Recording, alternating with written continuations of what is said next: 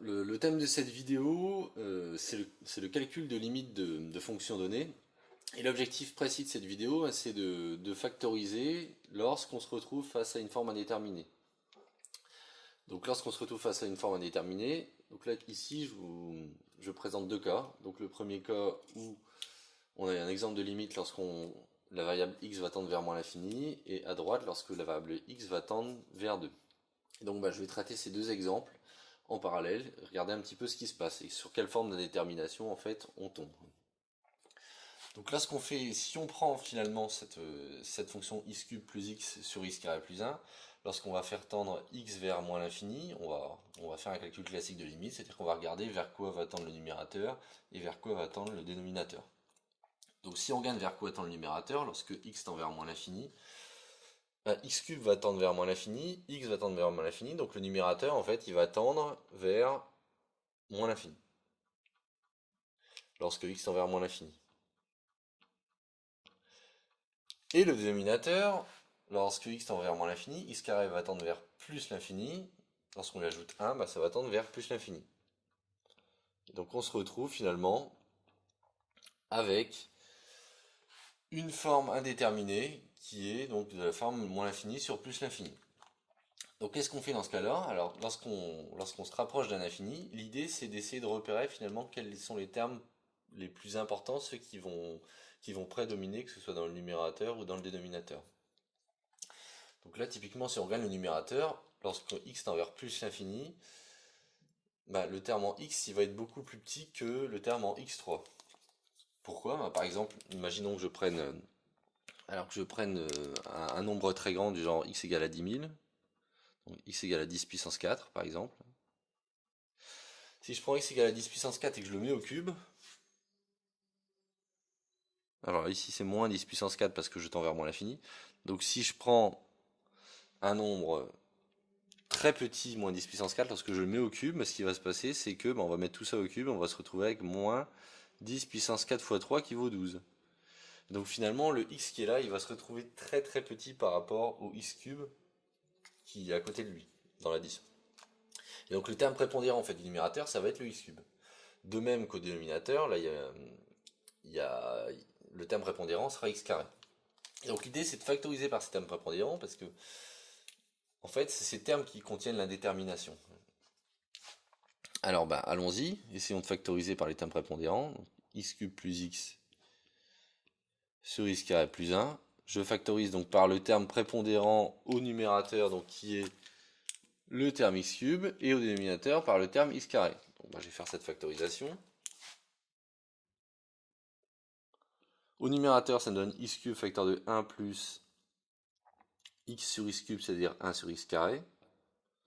Et au dénominateur, je factorise par x carré, ce qui me donne 1 plus la même chose, 1 sur x carré.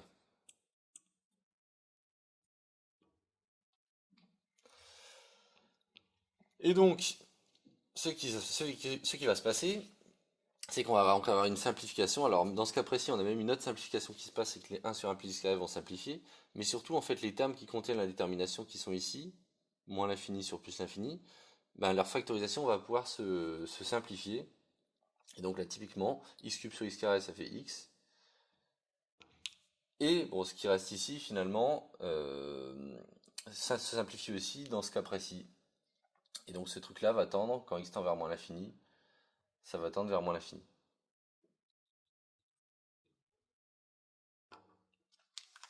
Et donc on a levé l'indétermination grâce à la factorisation. Alors, on va maintenant passer au cas de droite et on va regarder ce qui se passe lorsque x tend vers 2 dans la quantité x carré moins 5x plus 6 sur x moins 2. Alors au numérateur, lorsqu'on fait tendre x vers 2, qu'est-ce qui se passe? Au numérateur, on a 2 au carré, c'est-à-dire 4, plus 6, c'est-à-dire 10, moins 5 fois 2, c'est-à-dire moins 10, donc 10 moins 10, ça va faire 0. Donc on va se retrouver avec du 0. Sur 2 moins 2, on va se retrouver avec du 0 sur 0, et on a à nouveau une forme indéterminée. Alors qu'est-ce qu'on fait dans ce cas de figure-là? Comment est-ce qu'on s'y prend pour lever l'indétermination? En fait, on va se rendre compte de pourquoi chacun des termes tend vers 0. En fait, si on regarde, lorsque x tend vers 2, ici, cette quantité qui est en fait un polynôme de degré 2, lorsque x tend vers 2, tend vers 0, pour la simple raison qu'en fait, elle s'annule en 2. C'est-à-dire qu'en fait, 2 est racine de ce polynôme-là. Donc l'idée qui va être sous-jacente, c'est l'idée suivante, c'est lorsque on a une racine d'un polynôme, on peut factoriser par x moins la racine du polynôme. Et c'est ça qui va nous permettre de lever l'indétermination. Alors on va le faire tout de suite. Alors pour ce qui est de trouver les racines et de trouver les racines associées au trinôme du second degré x carré moins 5x plus 6, je renvoie à une vidéo précédente qui était savoir trouver les racines, donc savoir résoudre une équation du second degré et savoir factoriser un tel polynôme. Donc là il se trouve qu'on va admettre ici, et donc il faut s'entraîner avec la vidéo précédente, on va admettre ici que x carré moins 5x plus 6 a pour racine, en fait, les racines sont 2 et 3. Donc les racines de 2 de x carré moins 5x plus 6 sont 2 et 3. Si bien que on sait lorsque on a deux racines d'un trinôme du second degré qu'on peut factoriser ce polynôme par x moins la première racine et par x moins la deuxième racine. Si bien qu'en fait votre quantité ici, x carré moins 5x plus 6 sur x moins 2, lorsqu'on va la factoriser, enfin on va pouvoir la factoriser, le numérateur on va pouvoir le réécrire sous la forme de x moins 2 facteur de x moins 3, et le dénominateur il reste comme il est.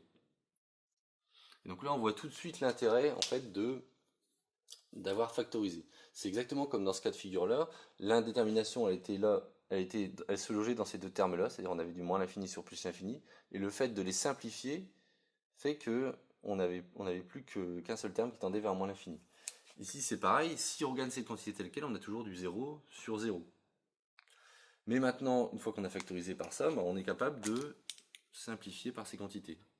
Si bien que les deux termes qui contenaient l'indétermination s'en vont, et il me reste uniquement à la fin x-3. Et là, quand je fais tendre x vers 2, on va se retrouver avec comme limite 2 moins 3, c'est-à-dire moins 1. Et donc voilà qui achève la vidéo sur comment lever une forme indéterminée dans deux cas de figure précis, deux cas polynomiaux. Donc en l'infini et en un point précis, racine d'un polynôme du second degré donné.